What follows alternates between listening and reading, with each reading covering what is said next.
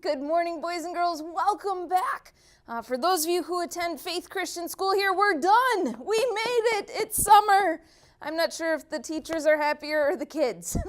The teachers, yeah, probably. But if not, I hope you are wrapping up school soon. If you have not finished, finish strong. The end is in sight, I'm sure, hopefully.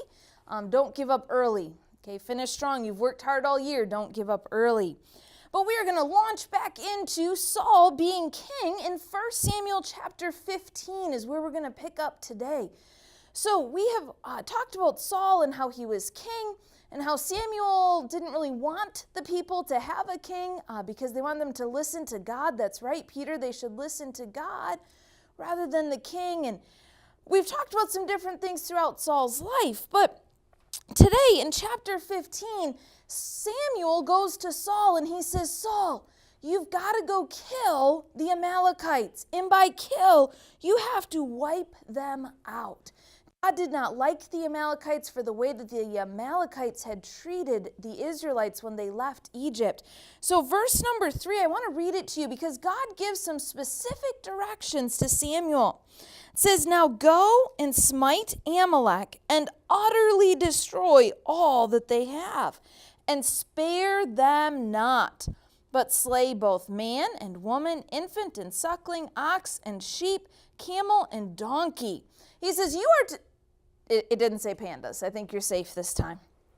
Supposed to slay everything, even Peter brought along a little friend for us today. Even the sheep he was supposed to kill.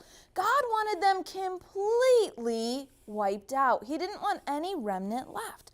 Well, Saul gathers his men. The next verse tells us he takes 200,000 footmen and then another 10,000 men from Judah, and he goes to battle, and he is doing exactly what God says. He starts in one town, goes to another, covers the whole area, and he is killing people like he's supposed to. Except, let's look at verse number 9. But Saul and the people spared Agag. The verse before tells us that Agag was the king. He did not kill the king. He spared Agag and the best of the sheep and of the oxen and of the fatlings and the lambs and all that was good, and would not utterly destroy them. But everything that was vile and refuse, that they destroyed utterly. So Saul, what did God tell Saul to do? Do you remember, boys and girls? He had to kill them all. Supposed to kill all of them, not leave any behind. And yet, he left them behind. He left some behind. Well, do you think God is going to be happy that he disobeyed? No, God's not going to be happy. What do you think Samuel's going to have to say to Saul about his disobedience? Yeah, no, that's right, Peter. God does not like it. Well, God talks to Samuel and God tells Samuel, this is what happened. And Samuel gets so upset. Verse number 11 says, that's right, Peter, it's about to say that. It repenteth me that I have set up Saul to be king, for he is turned back from following me and hath not performed my commandments. And it grieved Samuel, and he cried unto the Lord all night. He was so sad about what's taking place that he cries and he talks to the Lord, and he's just conversing with God, saying, God, I don't know what to do, basically. He's saying he's so upset, he's so sad, he's so grieved, he's not sure what to do about this.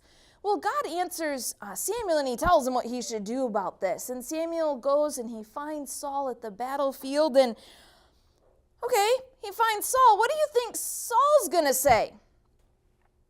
No idea? I mean, do you think he's going to take responsibility? Do you think he's going to blame someone else? Do you think he thinks he obeyed?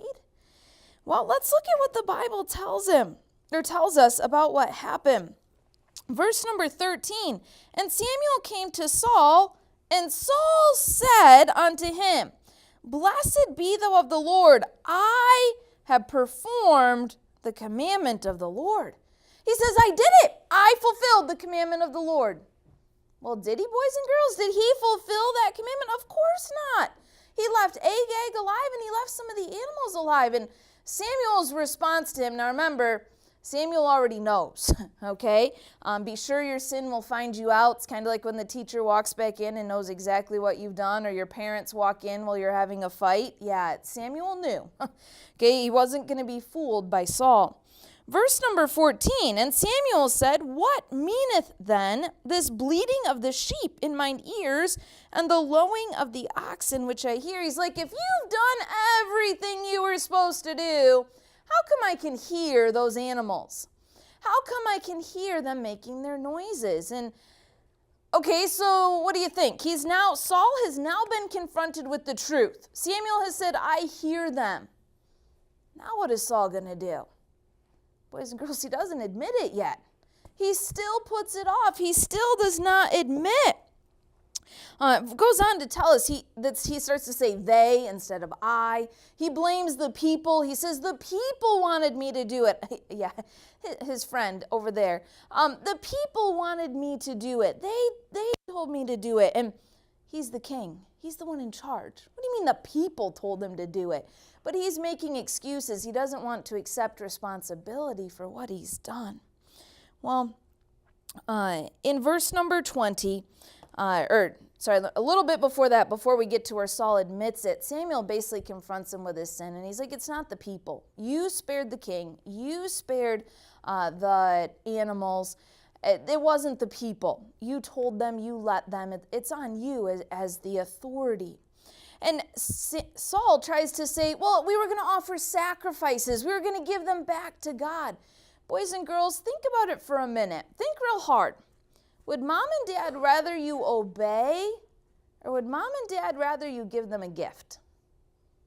If you think about it real hard and you're honest, mom and dad would rather you obey than get a present. Now, our present's nice, yes, and it's great to give mom a Mother's Day gift or give them a hug, that's right, Peter, or give dad a Father's Day gift. But boys and girls, mom and dad would much rather have us obey. And that's what Samuel's conveying to Saul. He's saying God would rather you obey than offer a sacrifice. Well, in verse number 20, and Saul said unto Samuel, yea, I have obeyed the voice of the Lord, and have gone the way which the Lord sent me, and have brought Agag the king of Amalek, and have utterly destroyed the Amalekites. But verse 21, but the people took of the spoil, sheep and oxen, the chief of the things which should have been utterly destroyed, to sacrifice unto the Lord thy God in Gilgal. So Samuel's answer, and then we're going to wrap it up here. And Samuel said, hath the Lord as great delight in burnt offerings and sacrifices as in obeying the voice of the Lord? Behold, to obey is better than sacrifice, and to hearken than the fat of rams. He says it's much better to obey. Boys and girls, I hope this week as you go about your week, some of you will still have school to go to, some of you will not, and you'll get to spend some extra time at home. I hope you make sure you obey. Whether it's teachers at church, whether it's parents at school, whether it's moms and dads or whoever you're with, that you are obeying.